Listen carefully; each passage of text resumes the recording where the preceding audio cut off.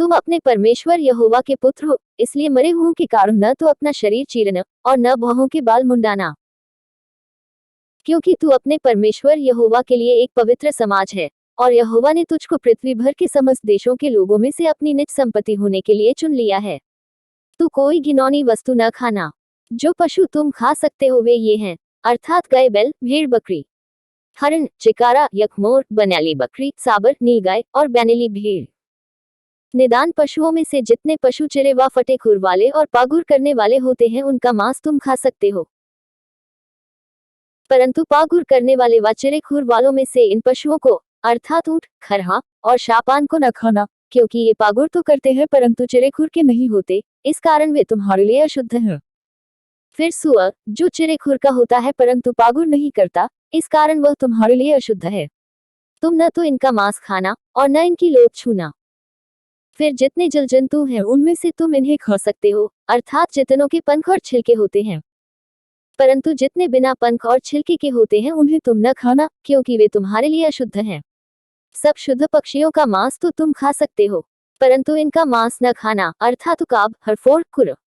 गरुड़, चील और भांति भांति के शाही और भांति भांति के सब काग, शुतुरमुर्ग, तहमास, जलकुक्कुट और भांति भांति के बाज, छोटा और बड़ा दोनों जाति का उल्लू और घुघू, धनेश, गिद्ध, हाड़गिल, सारस, भांति भांति के बगुले, नौवा और चमगीदड़ और जितने रेंगने वाले पखेरु हैं वे सब तुम्हारे लिए अशुद्ध हैं, वे खाए न जाएं, परंतु सब शुद्ध पंख वालों का मांस तुम खा सकते हो।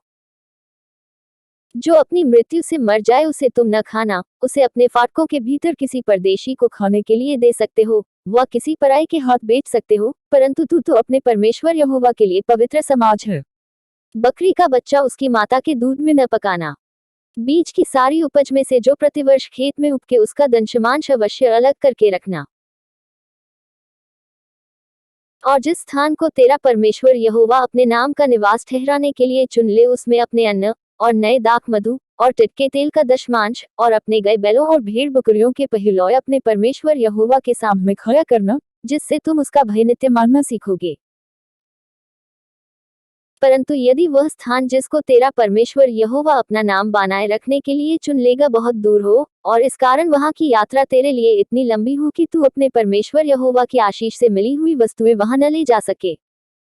तो उसे बेच के रूपे को बांध हाथ में लिए हुए उस स्थान पर जाना जो तेरा परमेश्वर यहोवा चुन लेगा।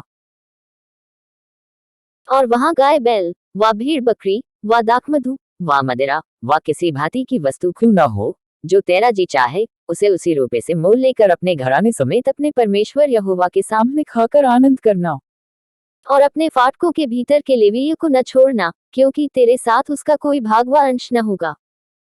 3 वर्ष के बीतने पर तीसरे वर्ष की उपज का सारा दशमांश निकाल कर अपने फाटकों के भीतर इकट्ठा कर रखना। तब लेविया जिसका तेरे संग कोई निज भाग व अंश न होगा वह, और जो परदेशी और अनाथ और विधवाएं तेरे फाटकों के भीतर हों, वे भी आकर पेट भर खाएं, जिससे तेरा परमेश्वर यहोवा तेरे सब कामों में तुझे आशीष दे।